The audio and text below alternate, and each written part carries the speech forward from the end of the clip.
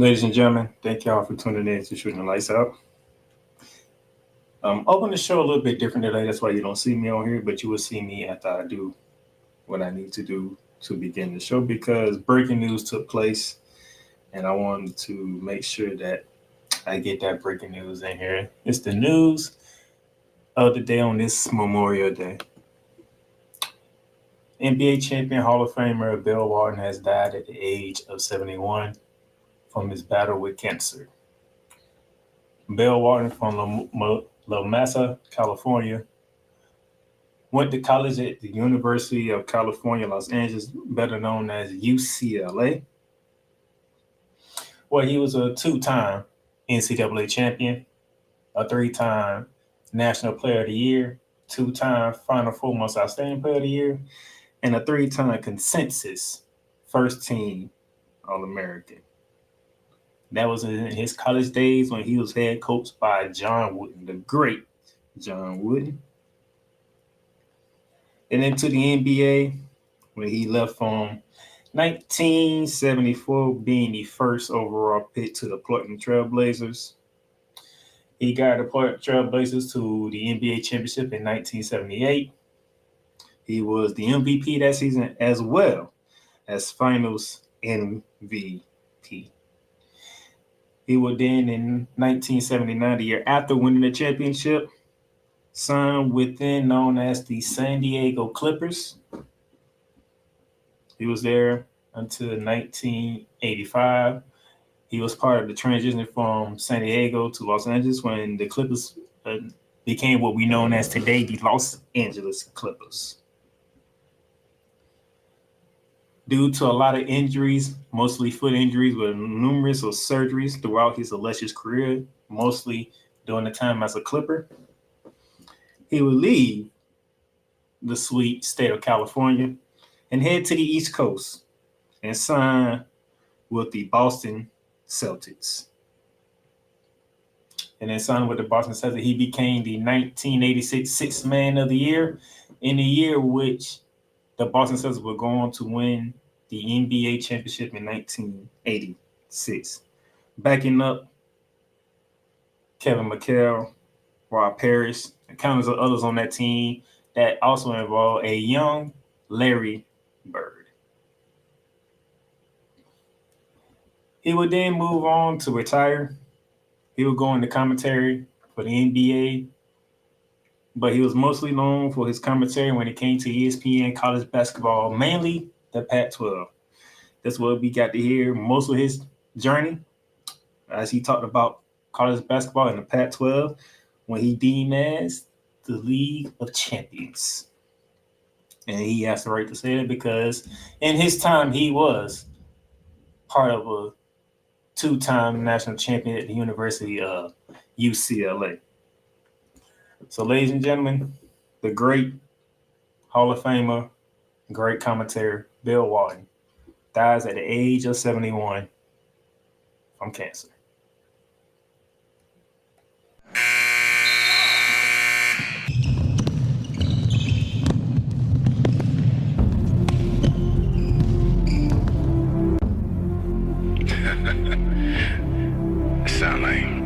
Sound like some Viking music, don't it? Yeah, gotta get it out the mud, that's the only way to win. Who am I to point the finger like I never ever seen? Been through the ups and downs like the letter N. They don't let you through the door, better kick that again. Cause that's the only way to win. That's the only way to go. Gotta get it out the mud, gotta get it out the flow. Cause that's the only way to go, let's go. Shooting Lights Out.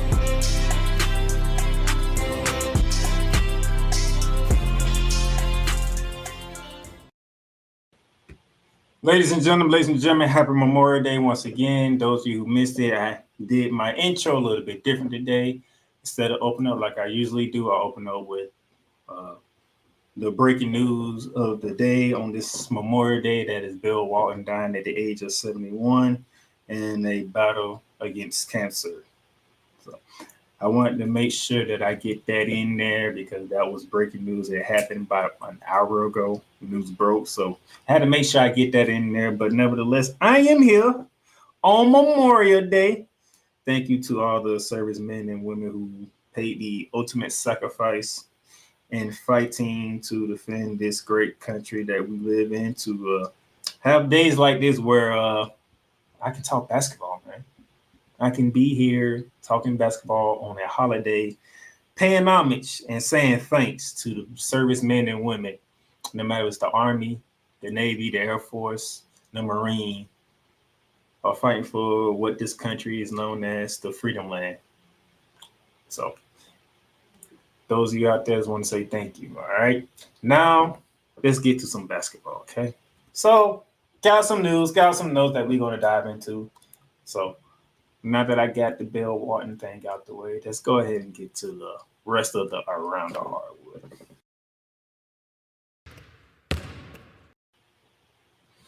And to begin around the hardwood, let's start in the collegiate arena where Kentucky's DJ Watt is joining John Calipari at Arkansas. He put his name in the transfer portal when news broke that John Calipari will be no longer coaching the Kentucky Rockets, but he will be going to Arkansas. If I remember correct, I think he had his name. I forgot what school it was, but I think it was a school in the Big 12. He was thinking about going to, backed out of it, and said he's going to head over and join his former coach of Kentucky over in Arkansas. So John Calipari is getting some of his old players from Kentucky to join him in Arkansas. We'll see how that works down in Fayetteville when the next season gets here. Moving right along. Speaking of college, reports came out the ACC revenues went up 14% during the 2022-2023 season, but it's still trailing the Big Ten and the SEC, which is no surprise in here. If I remember correctly, they had a upgrade to about $70.5 million of revenue going up. But it's increase. But you're talking about right behind the SEC and the Big Ten, which is over $850 million of revenue. And the ACC is like at 700 and something. That's like a whole lot of difference in money. The reason why Florida State and Clemson are filing lawsuits so they can get up out of the ACC and probably go to the Big Ten or the SEC. Some people believe that if this does happen and Florida State and Clemson are able to leave, that Clemson will be trying to join the SEC and Florida State will try to join the Big Ten. Either way, the ACC is in a battle, even though they did add some schools to their conference. But the landscape of college sports is changing in formation. It's literally changing in all aspects. So pay attention, because in a month from now, close to a month from now, the official conference realignment goes into effect. So pay attention to that. That's enough for the collegiate sport. Let's go to the WNBA, because we got one major news that we got right here. The Las Vegas Aces have waived guard Diasia Frey. They drafted her this past draft from the University of Syracuse. She was the second leading scorer this past college season, right behind Caitlin Clark. I think she got up to third all time in her career as a college player. Very interesting that she gets waived, but we talking about the defending champs. They still got Jackie Young, Kelsey Plum, Chelsea Gray haven't even touched the floor yet. Okay, Kate Martin, they drafted also from Iowa with Caitlin Clark. I mean, they got a lot of guards, so somebody had to go, and unfortunately, one of the leading scorers in college basketball, women's college basketball history, was the one who got the pink slip. We'll see if there's another team out there who will give her an opportunity. I do believe she deserves an opportunity. She deserves an opportunity to get on the court. Or maybe she goes overseas like most of the other women have done and get playing time over there. But Diasia Fair, way by the defending champs Las Vegas Aces. Now let's go to the NBA side, and congratulations are over to the Curry family. Steph Curry and Aisha Curry have announced the birth of their fourth child. Didn't really dive into it. If I remember, I believe it's a boy. Nevertheless, the Curry family, they are one away from having a starting lineup. Just saying.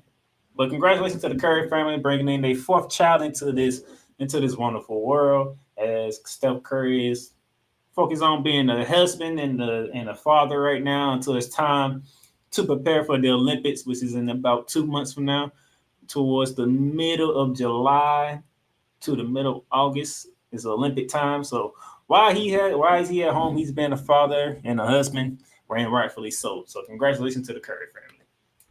Now, the Sacramento Kings and head coach Mike Brown table contract talks, as Mike Brown is set to coach his final season with the Sacramento Kings, but both sides want to negotiate a contract extension before he enters the final year of his contract. As of right now, they are not close to coming into an agreement. Doesn't specifically say what's the issue, but if I had to guess, I'm guessing it will be probably the money or the length of time, one of the two, or how long he wants to coach this team, or what kind of money he should be paid to coach the team. Nevertheless, for right now, no contract extensions for head coach Mike Brown when it comes to Sacramento Kings. We'll see what happens as the days and months continue to roll on, and where we go from there when it comes to the Sacramento Kings. And then finally, Derek Lively, center for the Dallas Mavericks. He was ruled out of last night's game with a neck sprain. He got injured in the third quarter as the Mavericks was trying to take a 3-0 lead over the Minnesota Timberwolves in the Western Conference Finals. Status for Game 4 is up in the air, especially with the results of how Game 3 went, which I will get to in the final segment of our show today. Nevertheless, signs are pretty good right now that he didn't suffer a serious injury. It's just a neck sprain, probably going to take some days, maybe a week or two before they really heal, because I had that before, and it's not a pleasant feeling to have a sprain in your neck, because you have little movement in your neck. But nevertheless, it's not severe and it's not serious, so that's good news. But Game 4 up in the air, especially after what happened last night. And that will be it for Around the Hardwood. All right, we're going to take our first commercial break. Then when we come back, we're going to hit the W. Because this past weekend in the W was very interesting, to say the least.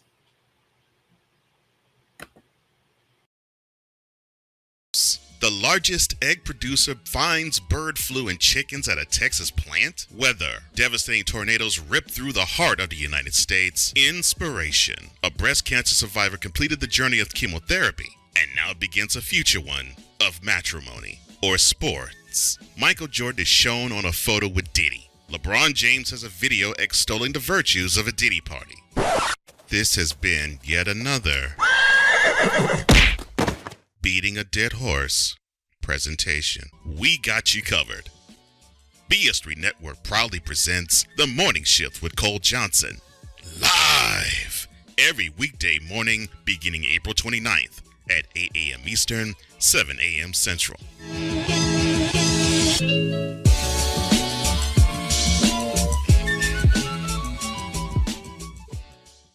Welcome, ladies and gentlemen, to another edition of Into the Net FC.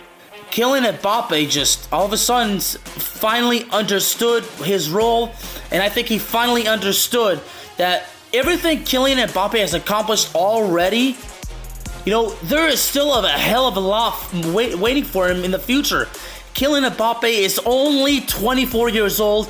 He has accomplished so much, and you know what? Kylian Mbappe has not even reached his prime. Finally seeing, the Marcus Rashford we have been hoping for such a long time, But, this game, after everything Manchester United has been, doing lately, this was actually the ultimate test, to see if Manchester United, honestly was all of a sudden for real. I explained this. The United States, maybe they have to suffer this loss as a lesson to learn to prepare for the future. Because 4 years from now, the World Cup is in not one, not two, but 3 countries. The United States of America, Canada, and Mexico. Into the Net FC is available on all streaming platforms, including Spotify, Apple Podcasts, Google Podcasts, Amazon Music, and YouTube. Shop hats and official sports gear at Liz. Liz, is the leader and number one destination for hats, gears, and everything that moves you, making it the perfect shop for fans to find official sports hats, merchandise, and gear. Represent your team, your town, and your style with a snapback adjustable fitted hat or beanie from thousands of college and pro teams. Browse the very latest sports jerseys and t-shirts from the best teams out there. Lids has officially licensed professional and college sport team apparel and hats featuring the hottest brands and trends. Shop online or visit one of the 100 stores across the country. Locker Rooms by Lids. Hey, Eagles fan. Join my man Cool McCain and a host of others as they break down every single game, every single week in an objective manner, and also from a fan's perspective as well.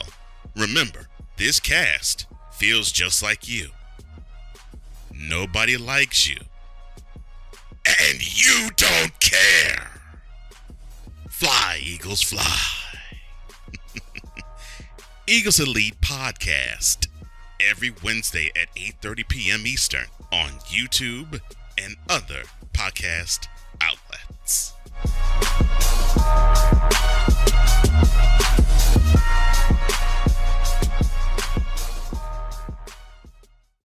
Poppy J. You got the option to cry for the government. You got the option to protest. You got the option to keep buying. But this is also an option. Wise El Jefe. We're the first tech geeks. We're the first gamers. We're the first everything. Everything. Like Gen X's, we are the ones. BS3 Network proudly presents the crew from the New York boroughs who never wants that smoke. Nah, they want that fire. Poppy J and Wise El Jefe. Fridays at 9 p.m. Eastern, 8 p.m. Central. Check your local listings for your viewing and listening pleasure.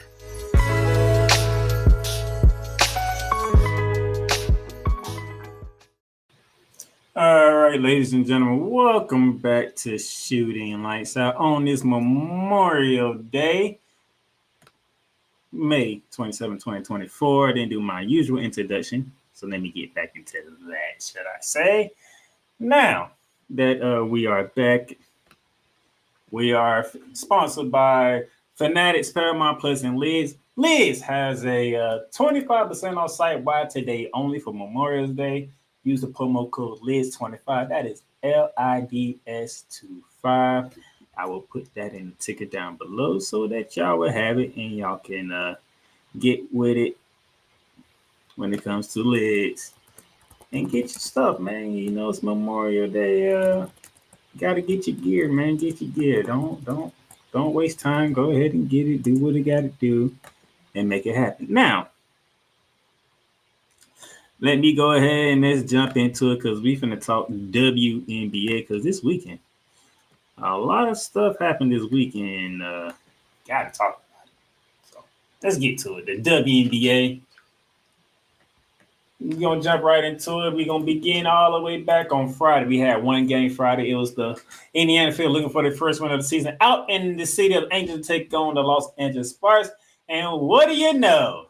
The Indiana Fever are off the schneid. They got their first dub of the season, 78-73. Kia Mitchell, 18 points to lead the way. Aaliyah Boston had her best game of the season thus far with 17 points, 6 boards. Caitlin Clark struggled with only 11 points, so she almost had a triple-double, though. 11 points, 10 rebounds, 11 dimes. She was 2 for 9 from 3, 4 for 14 from the field. But when the Indiana Fever needed it, Caitlin Clark pulled up for 3 and drained it, giving the Fever that dagger that they needed to get that first dub of the season. What a game. On the other side, Darica Handy doing what she's been doing. 18 points, 12 boards, 7 dimes, doing what she's doing. Cameron Brink had her best game thus far in game 4 with 15 points and 9 boards. The guards for the Sparks, though, struggled, as y'all can see. The 3 guards combined for 11 points. Caitlin Clark had 11 points by herself. So one Caitlin Clark outdid the entire backcourt the LA Sparks, or at least matched, by the way. That's not a good thing.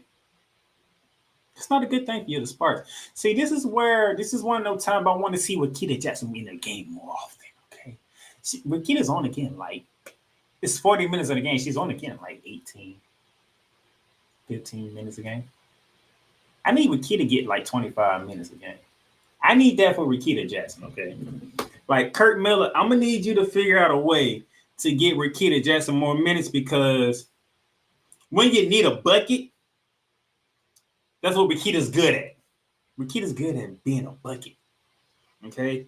And like you're not playing Rakita a lot of minutes, like now that I'm thinking about it, let me go look at the actual minutes that Rakita Jackson is actually getting in these games because I'm pretty sure if she's playing most and she's getting the type of minutes that she should get, maybe you're not losing. Maybe you're not 1-3 right now.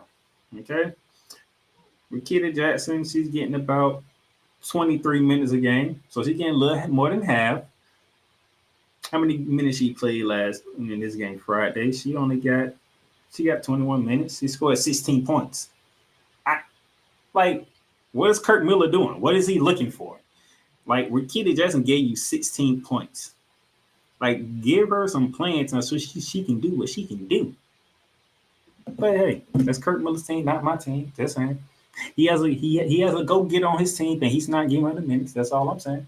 But nevertheless, shout out to the Indiana Fever. Shout out to Caitlin Clark. Even though she struggled when it counted the most, she made the shot that needed to be made for the Fever to get their first win of the season. So shout out to them.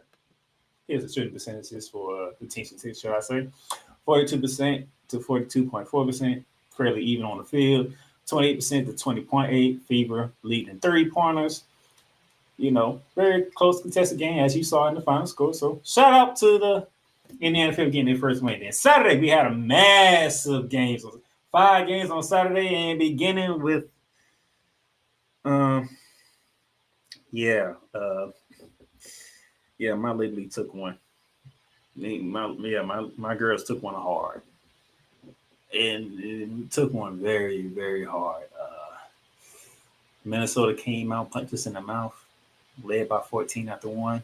We was able to cut it down to 4 at halftime, and Minnesota put their foot up our ass. I'm just gonna call it how I see it. The Liberty took the Lynx foot up their ass. I'm just calling how I see it. I have no idea. I can't even this is the most quiet 20-11-5 game I ever seen Breonna Stewart have. Seriously, this is the quietest 20-11-5 game I ever seen Bree have. I have never seen Stewie have 20-11-5, and we're not talking about it. They didn't even matter because the Minnesota Lynx, they was on point for almost every spot. You see McBride with 14, Fisher Kai with 15, Smith with 15, Connaughton with 14. They put their foot up our ass. I'm just gonna call it JJ couldn't stay out of foul trouble. Another game where she had 5 fouls. She was close to finding out. She only gave me 4 points, 1 for 5 from the field, 0 for 2 from 3. Only gave me 6 boards. I mean, Cody Venson, she had one of her better games this one, but too late. Too bad we got our ass whooped. She gave me 12 points with 6 dimes. Sabrina Nescu, 13 points. We just got our ass whooped by Minnesota. At this moment in time right now, we are no longer the second best team. We have dropped to the third best team in the whole league. Okay. We was the second best team going into the season. We are now the third best team in the season. Just going to say that right now. And consequently, we might be the 4th best team because there's a teams out there in the desert who's playing pretty good basketball. But I'll get to them in a minute because I think they took an L as well. You see the team statistics. New York shot 38% from the field, 24% from 3. I mean, good Lord have mercy, 7 for 29 from 3. That is not Liberty basketball. That's not Liberty basketball. We do not get outshot from 3, but Minnesota did it. Minnesota went 14 for 28. A whole 50%. That's why we got our ass whooped. Our shots ain't dropping, theirs are. And that's a problem. If we can't get our shots to drop like we did last year, we might not be making it back to the WNBA finals. We might be getting canned early. Just throwing that out there. Just letting it be known. But shout out to the Minnesota Lynx. They handled business at home and they whooped our ass. That was to begin the day. Game 2 of the day on Saturday was in the windy city of Chicago as the Sky hosted the Kinetic Sun. And the Kinetic Sun remained the lone unbeaten team left at 5-0. Okay. The one Obama with 19 points, 8 boards. Brianna Jones, like I said, she's starting to find her render, 16 points, 7 from 8 from the field. She missed one shot and she got 16 points. Harris dropped 15. Carrington gave you 16. Diamond DeShield, she struggled on this one. She only got 3 points. But Marbury gave you 23. Evans gave you 13. View the Sky and Teresa Witherspoon. You got 10 for Wednesday. You got 13 and 5 from Angel Reese. But you see, Elisa Thomas, she only played 23 minutes because she got ejected. That's right. The runner-up in the MVP voting behind Breanna Stewart. Only 9 points, 6 assists, 6 boards in 23 minutes because she got ejected. And for those of you who didn't see the game, show you the team stats first with 49% from the Suns and basically 44% for the Sky. When you shoot like that on the road, you can win some games, which the Suns did to remain undefeated. Here's what got Elisa Thomas ejected. As you can see here, she has Angel Reese by her throat, singing her down as Angel Reese is going for the offensive rebound. Now going into it, if you play in a slow-mo, if you go to the video and play in slow-mo, you can see Angel Reese catches Thomas in the face. Don't think she did it on purpose. Think it was an accident. And I don't think Alicia Thomas was paying attention to where she had Angel Reese at. To be completely honest with you, I don't think she was paying attention to where she had her. I don't think she was paying attention that she had her by her neck to throw her down, but she threw her ass down and viciously at that. Okay, some hard-nosed basketball being played between the two. Former Maryland Terrapin. Okay, when Angel Reese came in as a freshman, Thomas was a senior, I believe, on her way out while Angel Reese was coming in. So they built somewhat of a relationship back in college. So they know each other. Nevertheless, referees reviewed it. First, they just called a foul. Just called a hard foul. Then they went to review it, and they see where Thomas had Angel Reese by the neck, and they upgraded to a flagrant 2. And the flagrant 2 is an automatic eject. So those of you who don't know the rule, it's the same rules as the NBA. So a flagrant foul penalty 1 is unnecessary contact committed by a player against an opponent. Flagrant foul penalty 2 is unnecessary and excessive contact committed by a player against an opponent. So the thing with let me go back to the picture. See this whole thing where she has her by the neck. Yeah, they call that unnecessary and excessive because the excessive part, she threw her ass down. Like, she tossed Angel Reese down, and Angel Reese hit her head, but Angel Reese, being the girl that she is from Baltimore, stood up, got right, and said, all right, we're going to keep going. While Alicia Thomas got ejected. And I think that's good enough. People are calling for her to be suspended and all this stuff. Nah. I will say this, it is her 8th. I think it's her 8th career flagrant foul called on her. She has like the second most. Now I can see where some people say that. It was her first flagrant 2 though, so she gets called for flagrant foul, but she never can get called for flagrant 2. This is her first ever flagrant 2 foul that leads to an ejection. Okay. But yeah, people out there saying suspend her and this and that. No, she got ejected from the game. It is what it is. Let it go. All right, just let it go. Let it be done. And I love what Angel Reese said. Okay, and I got it for you. Angel Reese said, "Cool. I mean, I want them to come after me every day. I want them to come at everybody. I mean, they're not supposed to be nice to me. I hope y'all know that. They are not supposed to be nice to me or lay down because I'm Angel Reese or because I'm working. Like, thank you, AT, for sending the message to me because I got back up and I kept going and kept pushing." And she also says, "Me and AT have been cool since we were at Maryland, so I know it's not no hard feelings, and I appreciate her for going at me today." You see that? Love the response from Angel Reese. those of you out there that don't like Angel Reese for whatever reason, I just want to remind y'all something. The whole thing with Caitlin Clark popularity booming out of nowhere is not only because she was shooting from three. Y'all forgot the part where Angel Reese did the whole in her face and everybody went up in hot war.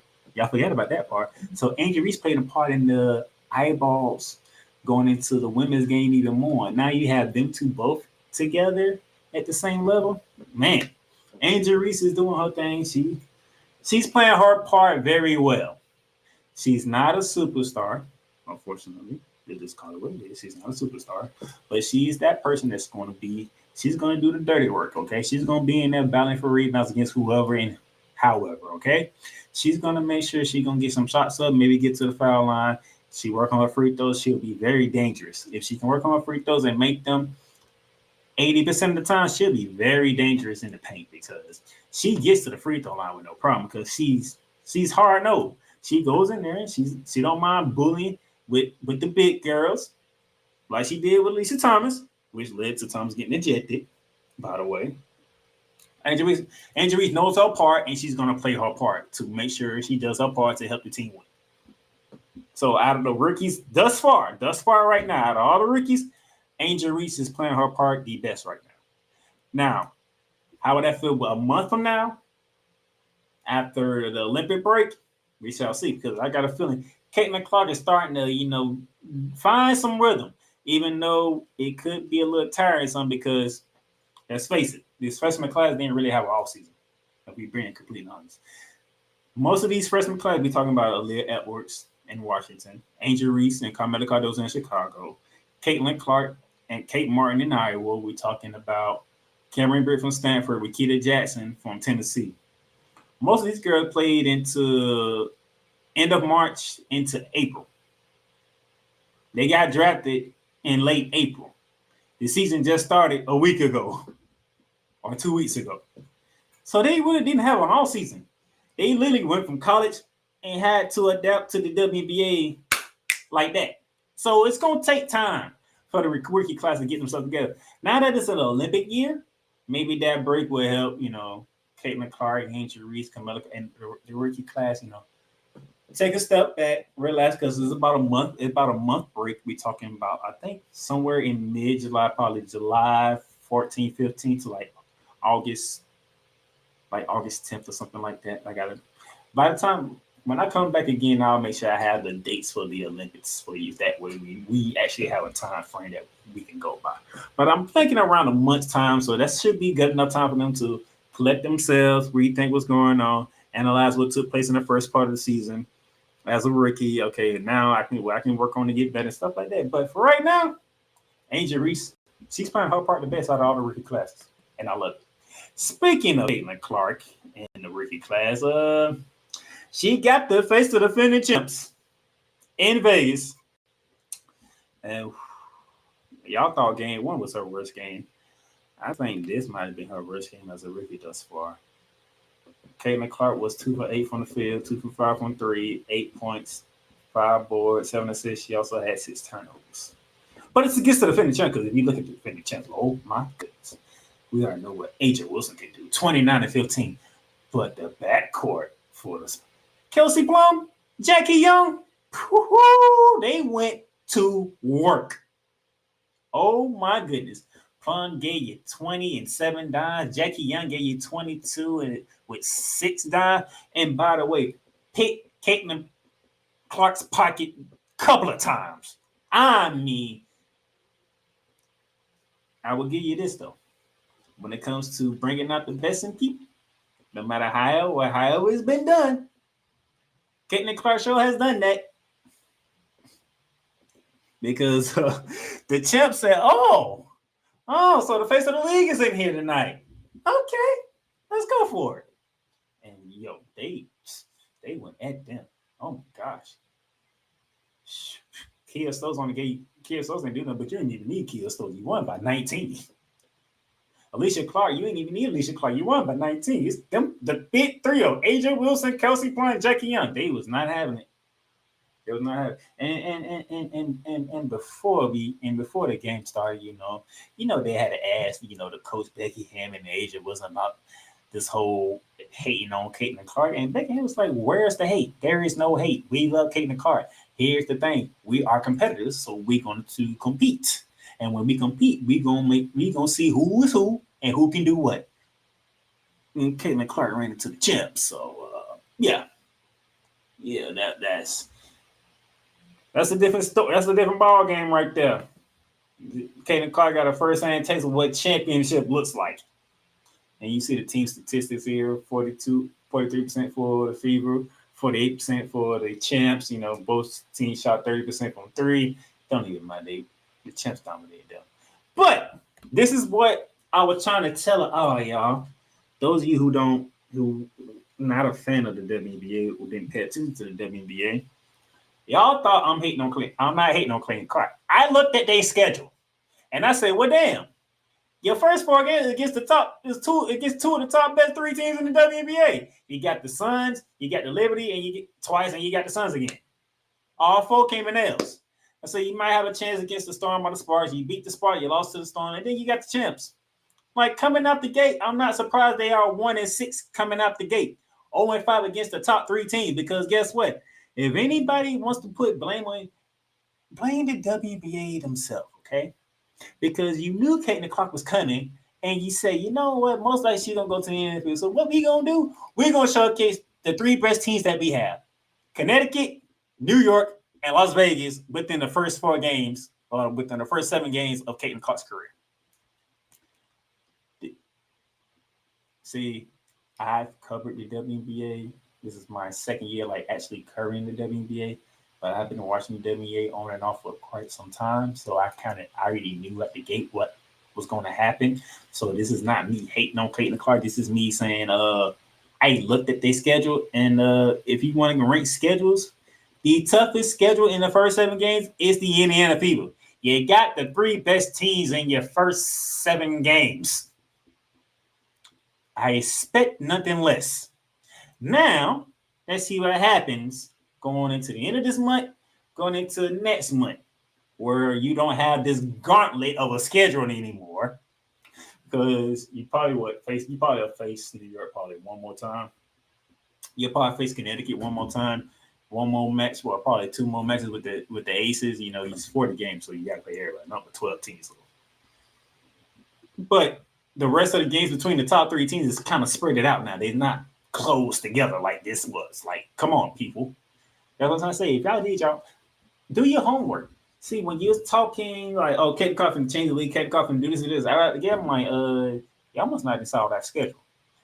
That's not gonna happen right away. It just, I don't see it. And as you can see here, what you expect? But now that people understand, hopefully they understand. This is why I was saying about growing pains when I did it for Caitlin Clark, because I knew what team she was going against.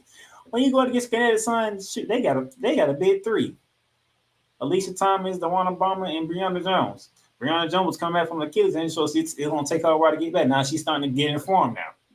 And New York Liberty, they were just in the WNBA Finals. You talking about Brianna Stewart, Jaquel Jones, 2 MVP, Sabrina Ionescu, who is the face of the New York Liberty, okay? Elijah Laney Hamilton is a great defender. Caitlin Clark found out. Caitlin Clark came out the bench is a great defender. With Caitlin Clark found out. Okay, you have the Storm. I'm looking forward to that game because that's a new look Storm team led by veterans. Because you have, you still got Drew Lord, the Golden Mamba. Now you pairing her with Skylar Diggins-Smith, who's back from being away from like a year or 2, and then you got Nika Ogumake on the team too. So it's a new look team trying to gel together, figure it out against one of the most prestigious rookies to jump into the WNBA. Then you have the Sparks, who's going to be led by 2 rookies, and Cameron Brick and Wakita Jackson. But you got Kia Nurse who can ball. You got Lacey Brown who can get to it, and Derica Handy has been doing her thing. So those were your 2 games. It's like, all right, so you lost to the Storm by 2, which is a good.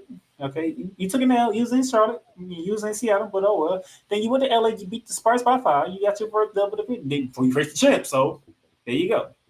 Now let's see what happens going forward. Now that the tough matchups are kind of spread it out now, they're not condensed anymore. Now from this point forward, we can actually start judging Caitlin Clark now. Because now that gauntlet of teams that she had to go through is done. Okay, it's a spread it out system now. But that first 7 games, I knew it was going to be some problems. I just knew it. Speaking of problems, that leads me to the Washington Mystics. The only team in the W who does not have a win on this season. They are 0-6 after they lost Saturday to the Seattle Storm in a blowout fashion of 101-69. And when you lose by that much, and the leading scorer for the team that blew you out only has 19, which is Nike Agumake, that means the entire team put their foot up your ass. 19, 16, 16, 18. That's just the starters. There ain't no telling what the bench look like. And then on the Washington side, Leah Edwards only gave you 4 points. She's still adjusting. She's going to have it the worst, okay? I know Caitlin Clark's going to get all the attention. Angel Reese's going to get the attention, stuff like that. Even Cameron Britt from time to time. But the rookie that's going to have it the worst is Aaliyah Edwards because she's on the team. They don't have no stars. Natasha Clouds and Phoenix having a fun time right now. Elena Deladon, she says she need a break from basketball, so who knows what she's doing, but she's probably enjoying her life right now. Who are your stars if you're the Washington Mystics? Who are your stars? Because I don't see none. Samson, 16 points. Y'all don't have no stars. So Aaliyah Edwards is in the position where she's gonna have it rough. She's in a position that is the complete opposite of what she had at UConn. Let me put it like that. When she had at UConn, Gino Ramo, the system, how we're gonna play, this, your role. Washington, that is completely different. And Washington Mystics can't find a win right now. So team statistics is the Mystics shot 34% from the field, while the Storm shot 61%. That's all you need to know. And then speaking of the Mercury, they took on the Dallas Wings in the Valley 107-92. And ladies and gentlemen, we had our first 40-point game of the season from Enrique Agumawale. She dropped 40, 11 for 24 from the field, 7 for 12 on 3, with 7 boards and 4 dimes. She put on the show.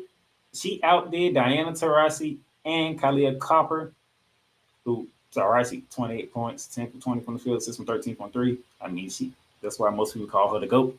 And then Copper, who came from Chicago, dropping 32 points. I mean, they tried, but Agumawale dropping 40.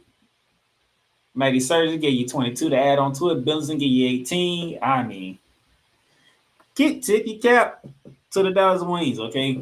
Megan Price, if you're watching, tipping the cap to the Dallas Wings on that one. That was a hell of a road win for the Wings on that one. And Enrique Agumawale, man, she is something special. When she's locked in, good luck stopping her, okay? Just letting you know. You see the shooting percentage is 52% on the road. When you shoot 52% on the road and 50% from 3 on the road, you're going to win games. Like, when you're hitting half of your shots from 3 and in the field, you're going to win games on the road because guess what? You're not supposed to shoot 50% on the road. You are not supposed to shoot like this on the road. The Dallas Wings did, and they got a dub. A nice dub at that 15-point win in Phoenix. That was Saturday slate. Sunday slate, we had 2 games. The Minnesota Lynx taking on the Atlanta Dream down in ATL. And the Dallas Wings coming off a 40-point performance. It was in LA to take on the Sparks. And begin with the Minnesota Lynx continue to roll on 92-79 win over the Dream. Man. Top the feature Cloud, 20 points, 8 boards, 7 dimes. But it was the McBride show with 31 points, 10 from 12 from the field, 6 from 7 from 3. Put on the shooting display out this world. When a lot of people say the WNBA, they can't shoot. It's a problem.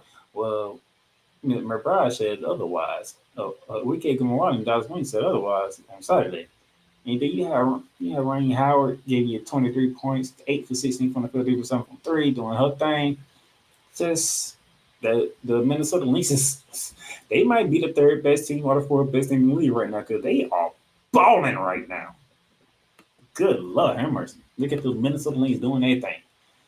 And like I said, when you shoot 50% on the road, and damn near 45% from three, you're going to win games because you're not supposed to shoot like that on the road.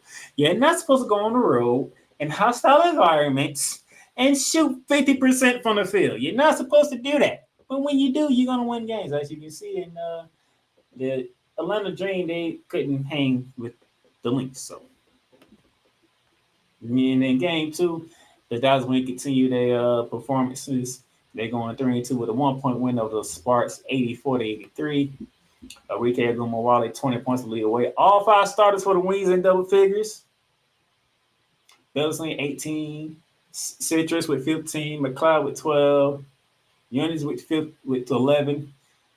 The best performance for Cameron Brake, best overall performance for Cameron Brake in her young WNBA career, 21 points. You know, that's a good outing. You only gave me 2 rebounds. Got to get you back on the board, but you did have 5 fouls, so you almost fouled out.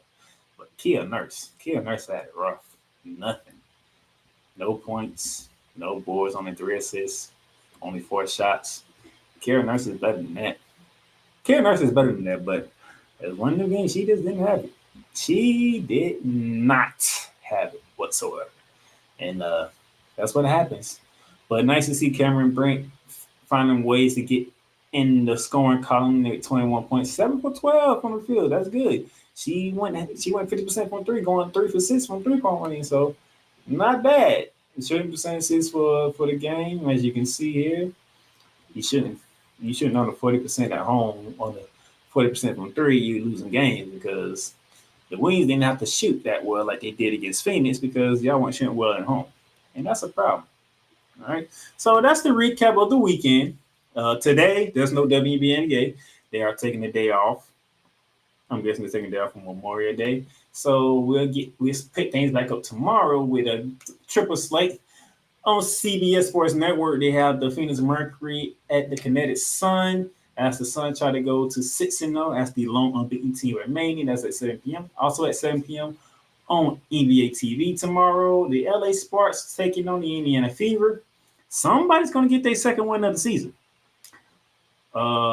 Indiana's only win came to LA, so they should feel good about going home to face a team that they already beat.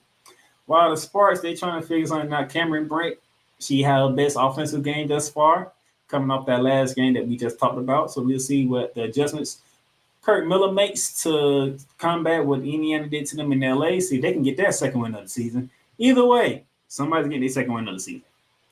And then at 8 o'clock, we have the Seattle Storm in the city of Chi-Town to take on the Chicago Sky. We'll see how that goes. Angel Reese doing her thing, and now you got to deal with Enike Agumawale. That's going to be fun. Agumake, that should be fun. Seeing Agumake trying to school Angel Reese. That's going to be a fun battle to watch on the inside. I'm looking forward to that. And then Wednesday, we have another triple header. When the Phoenix Mercury, after they get done playing with the Kinetic Suns, they take the trip up to Barclays Center to take on the New York Liberty, and the New York Liberty needs some answers. We need some answers. Okay, we took a bad L to the Chicago Sky at home, and then we went to Minnesota and got our foot put up our ass. So Brianna Stewart, Sabrina Nesco, we gonna need some answers, okay? Okay. Cindy Brown Bedella, you're my head coach. I need you to find some answers, okay? I don't like us being 4-2 right now on a 2-game losing streak here. So find some answers because Diana Taurasi is coming in with Kylie Copper. And we know how Kylie Copper can play. She's a hooper. She can score 30 in any given time. Now that I got up. That's at 7 p.m. on CBS Sports Network. On MSNBC, we have the Atlanta Dream in the DC to take on the Washington Mystics. Can the Mystics find a win somewhere? Can they find it against the Atlanta Dream? We shall see. That's at 7 p.m. And then at 8 p.m. on NBA TV on Wednesday, the defending champs, they are in Minnesota. They take on the Minnesota Lynx. The Minnesota Lynx only loss came to the defending champs out in Vegas. So we'll see how that goes in the rematch. And then Thursday, ladies and gentlemen, we have a doubleheader. On Amazon Prime Video at 7 p.m., the Seattle Storm face off with the Indiana Fever down in Indiana. A rematch from what they took place earlier when the Storm took care of home court. Now can the Indiana Fever defend their home court and get a dub against the Storm? And then at 8 p.m. on Thursday, the LA Sparks take on the Chicago Sky. Rookie watch for this one on Thursday. Cameron Brick versus Angel Reese. I don't even think they met each other in college. So I think this will be the first ever meet between Cameron Brick and Angel Reese. And man, I would love to see that matchup. Two girls that want to get it on the defensive end, and which girl can get it done on the offensive end. That's the matchup to watch when it comes to Sparks and Sky. Angel Reese against Cameron Brick. Looking forward to that game Thursday. But that's your WNBA coverage right there. We're going to take our second break. Then when we come back, we got to talk conference finals because these conference finals can be done quick, fast, and in a hurry before we know it. So let's take our break. We'll be back.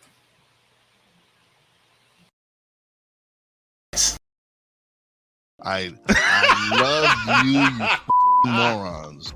New Kids on the Block, New Edition. Dear whatever the law firm is. Sincerely, the U.S. Supreme Court. Ben Affleck, Matt Damon. Go yourself again, Jason.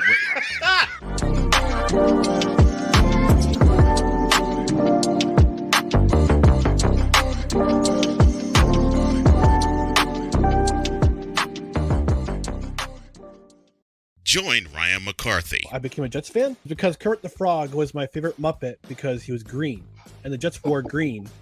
That's how I became a Jets fan.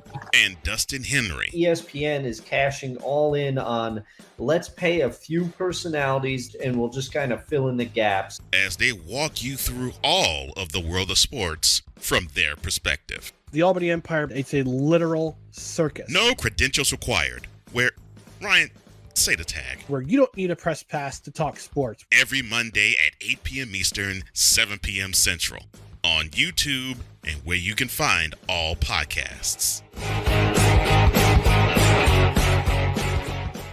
WWE Shop is your online source for all things WWE.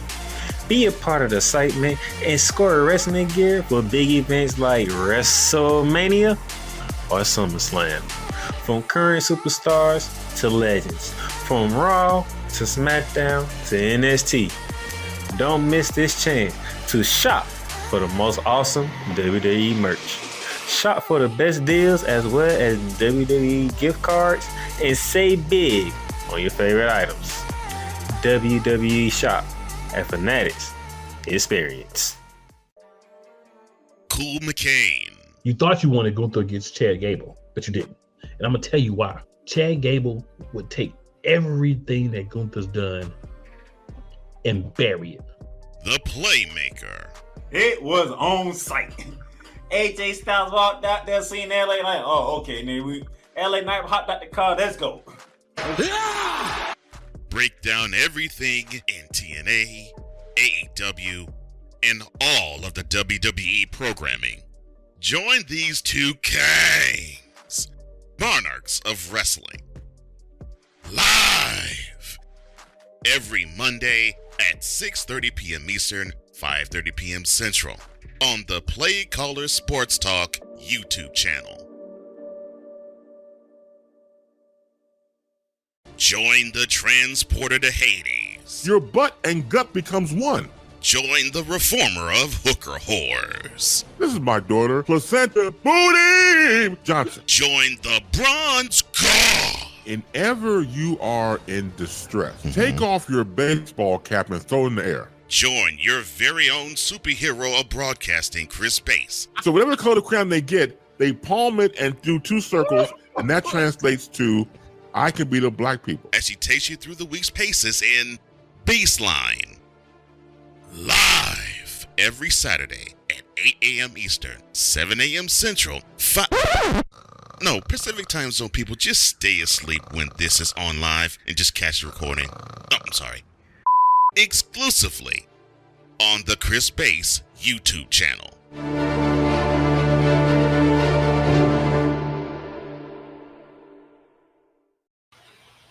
All right, ladies and gentlemen, welcome back to Shooting the Lights Out here on this Memorial Day. I'm going to say this now. Shout out to Coach Johnson. Shout out to his morning shift with Coach Johnson. He did an episode in regards to Memorial Day. And he also threw some other stuff in there when it comes to certain people like myself who are dealing with certain things this past weekend into today. And speaking of a brother of mine's, Cool McCain's in the building. What's up, Cool? Me and Cool will be live tonight for Monster Wrestling. A lot happened in wrestling over the weekend. Some big news broke in wrestling as well. So yeah, I will be there live tonight. I will be in the building. All right. But before I do that, I got one more thing to do. Conference finals, man. And these series, it's not so much as a series, is it? If I do say so myself. We got two series, both of which are 3-0. And one of them can end tonight, another can end tomorrow. And before you know it, our NBA finals for June 6th will be set after tomorrow if it goes that way. But let's just begin in the Western Conference, shall we? Because exclusively on TNT, the Dallas Mavericks taking on the Minnesota Timberwolves. And we're going to go back to game 2. Okay, we got games 2 and game 3. So we're going to go back to game 2. Game 2, 109-108 for the Dallas Mavericks to take a 2-0 lead and win both games in Minnesota. And which I said last time, if Minnesota didn't find a way to win game 2 at home, there were going to be some serious consequences that came with it. And boy, it did in game 3, but I'm in game 2 first. Luka Doncic, 32 points, 10 for 23 from the field, 5 for 11 from 3, 10 points, 13 dimes, and pretty much the game won them. The score was 108-106, and Luka Doncic hit the patented step back 3-pointer off of Rudy Gobert, and that's how you got your 109-108 victory. Kyrie Irving, 20 points. Godfrey gave you 16.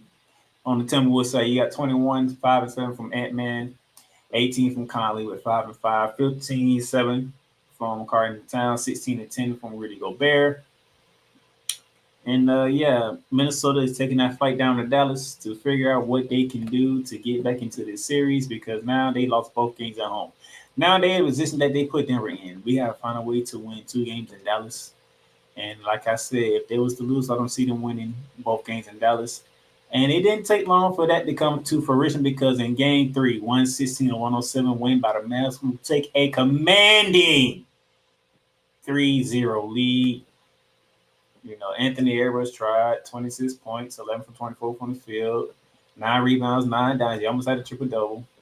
Mike Conley gave you 16. Carter Towns, 11 points and 11 boards. I mean, Rudy Gobert, 9.6 boards. And Luka and Kyrie is just killing Minnesota. Let's just call it what it is. 33 points from Kyrie, 33 points from Luka. They is just killing Minnesota. Okay? They just running Minnesota down. And Ant-Man is learning firsthand what happens when you call certain superstars out and those superstars answer the call. Even though Minnesota shot 50% from the field, Dallas shot 56% from the field.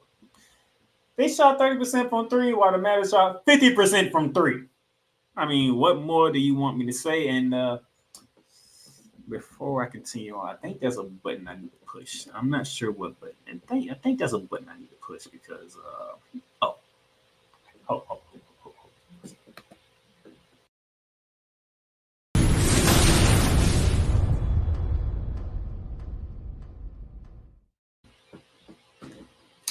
Yeah, Minnesota, you got put in the figure file.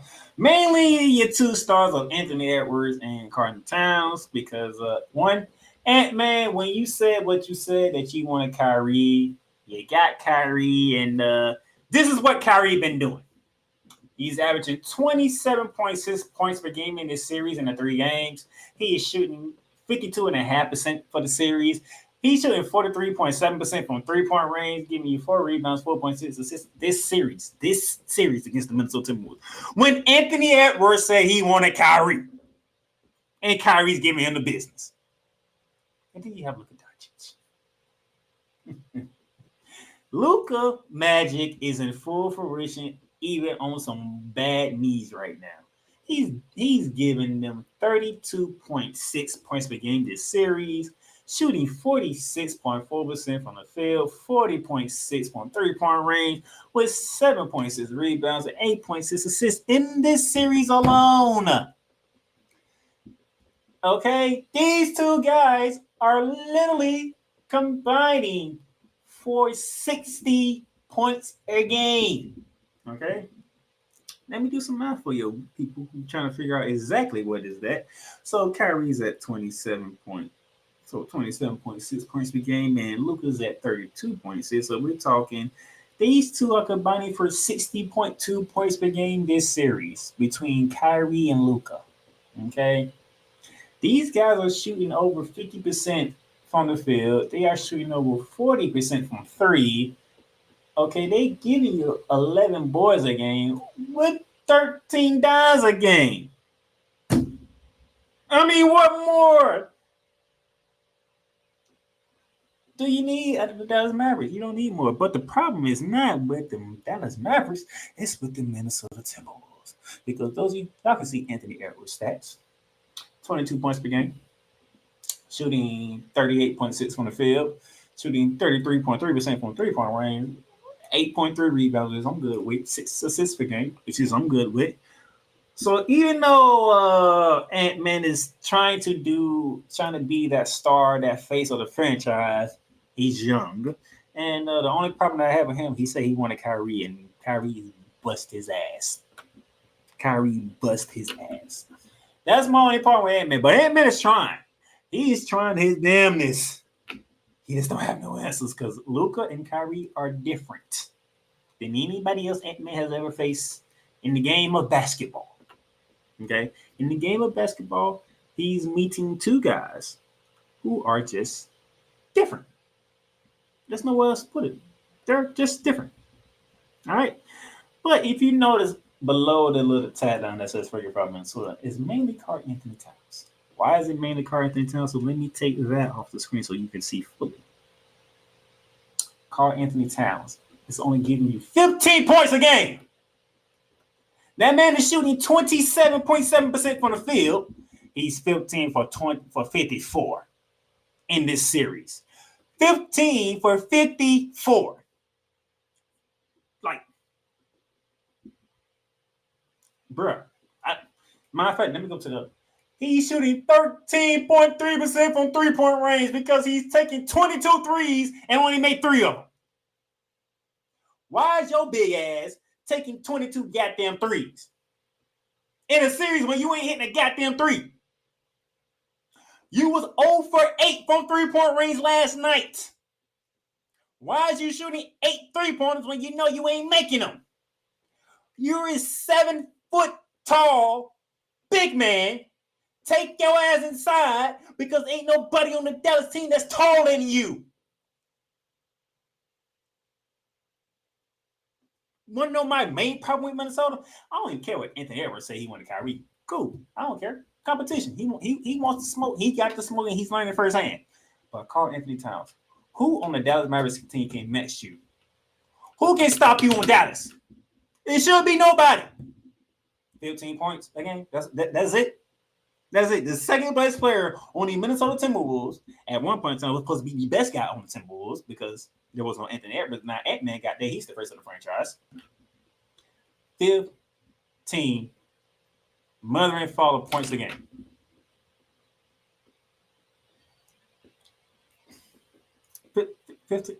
15. Your ass want to shoot 3. I am the best big man shooter there is. 3 for 22 from 3-point range to the best big man shooter that ever stepped foot in the NBA. My ass. Oh, and by the way, you know what? Cool. I did forget that part. I forgot. That's the moniker he has been getting from a lot of fans that watches the NBA. That Karl Anthony Towns is soft.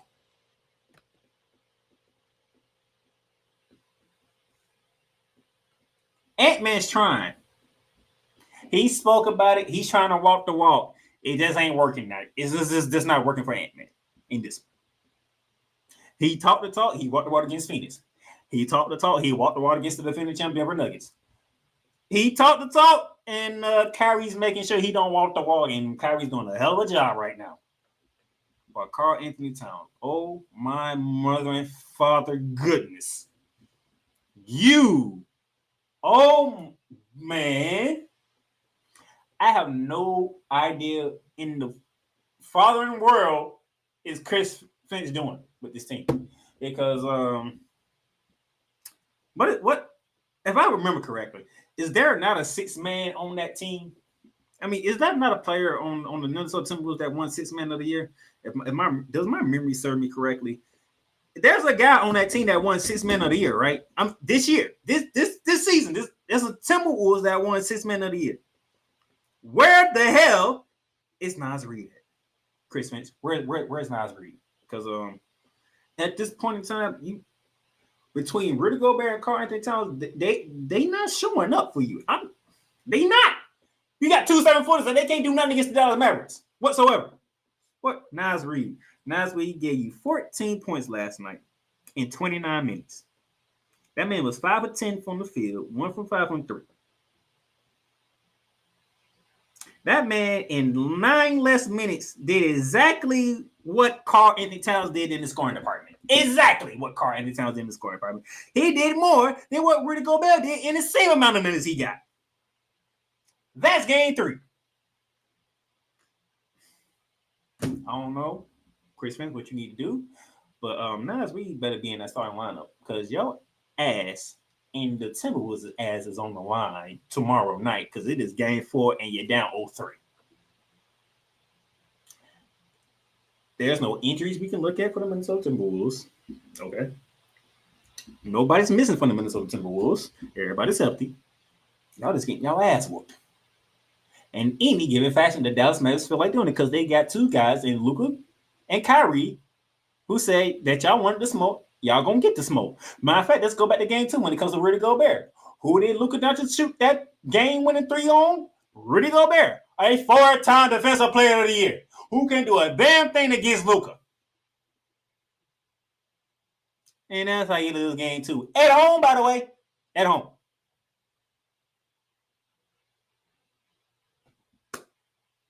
Like, Chris Finch, you gotta do something. You gotta do something because playing both Rudy Gobert and Karl Anthony Towns against the Dallas Mavericks ain't working at all. You getting smacked around. Game 1, Kyrie said, all right, Anthony Edwards said he wants to smoke. I'm going to come out here and bust 20 in the first half. All right, I did my part, but y'all forgot. I'm not the face of the franchise. That guy that's 77, named Luka Doncic, he's the face of the franchise, and he came out in the second half in game 1 and bust y'all ass. And that's how Dallas won game 1. And then game 2, Luka was like, I'm not losing this game. I just don't feel like losing to y'all. I really don't. And hit the game winner over your Defensive Player of the Year. And then last night, Luka and Kyrie said, we just going to go off together and both go for 30-30 and let Karl Anthony Towns be the dumbass he is and stay out there and shoot some damn threes, which made it easy for P.J. Washington and Derek Lively before he got injured and got free to go inside and say, hey, we can rebound. Rudy Gobert and all that. They is punking y'all. Y'all getting punked by the Dallas Mavericks. And Anthony Edwards, no matter how hard he try, he's only one man. That's one superstar going against 2. And the 2 is dominating his ass. He need help.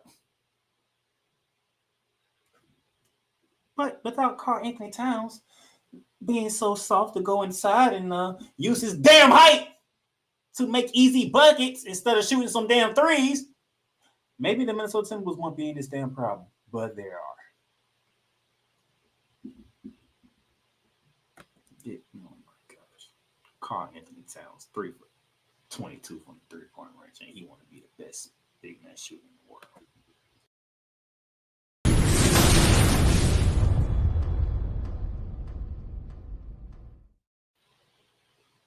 And tomorrow night it is game 4. Will it be the closing door for the Dallas Mavericks on the Timberwolves, or will the Timberwolves find a way to make it back to Minnesota with a game 5?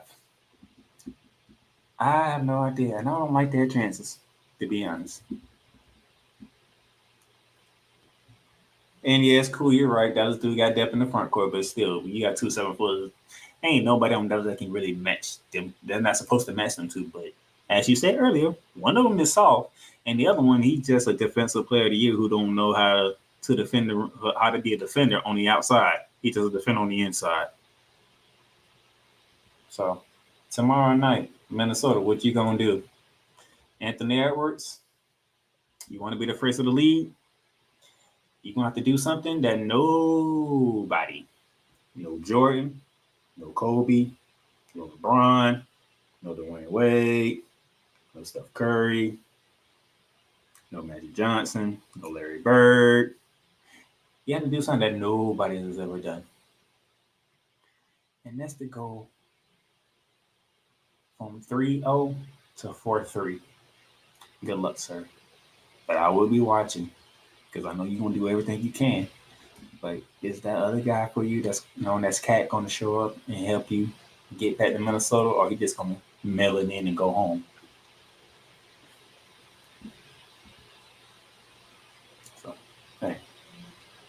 That's the Western Conference Finals. Let's head to the East, where it's the Boston Celtics going against the Indiana Pacers exclusively on the networks of ESPN, ESPN2, and ABC. And then we left off with the Celtics defending home court, winning Game 2. And then in the aftermath of winning Game 2, Tyrese Halliburton navigated that left hamstring once again. Didn't know what the status was going to be, but I said it didn't look good for him to be in the Game 3, which he did not play in Game 3. And then in Game 3, the Indiana Pacers came out, punched the Boston Celtics in their damn mouth. They had a lead of 18 at one point, but you see the final score, which means the Boston Celtics came back from down 18 to still Game 3 in Indianapolis to send the Indiana Pacers to a 3-0 deficit. After Jaylen Brown went from 40 in Game 2, he came back and dropped 24. Jason Tatum gave you 36, 10, and 8. Al Horford, 23 points and 5 boards, his best game of these playoffs. Drew Holiday with 14 points, 9 boards, 3 assists, and the key steal and bucket that led to the game being over for the Boston Celtics. Derrick White, 13 points. Andrew Nembhard, the former Gator turned Gonzaga, 32 points with 9 dimes. Miles Turner, 22 points, 10 boards. Pascal Siakam gave you 22 points with 6 dimes. Just wasn't enough. And the Indiana Pacers are in a position that they do not want to be in because they have to win every single game going forward to where they can force a Game 7 in TD Garden in Boston, Massachusetts. Shooting percentages, team stats, 47% for the Celtics to 50.5% for the Pacers. Pacers shot terrible at home from 3, only 22.7%, while the Celtics shot 34.8%. Like I said, they had a lead of 18 that evaporated into a Boston win. Boston Celtics had 12 blocks. That's a lot of blocks for a game. Nevertheless, it was a done deal for the Boston Celtics. Now the Indiana Pacers has to win Game 4 at home to make a trip back to Boston. Depending on the status of Tyrese Halliburton, that's a daunting task. So the Pacers are in the same position that the Wolves are in. The Wolves trying to go home for a Game 5. Indiana trying to go to Boston for a Game 5. And that's a difficult task for both teams. But Indiana, I don't know what the status is for Tyrese Halliburton going in tonight. I did see on CBS Sports Network that it might most likely Kristaps Porzingis would not suit up for the Boston Celtics in this game, seeing that they do have a 3-0 lead, and probably save him for the NBA Finals begins in next Thursday, not this Thursday, but next Thursday, June 6th.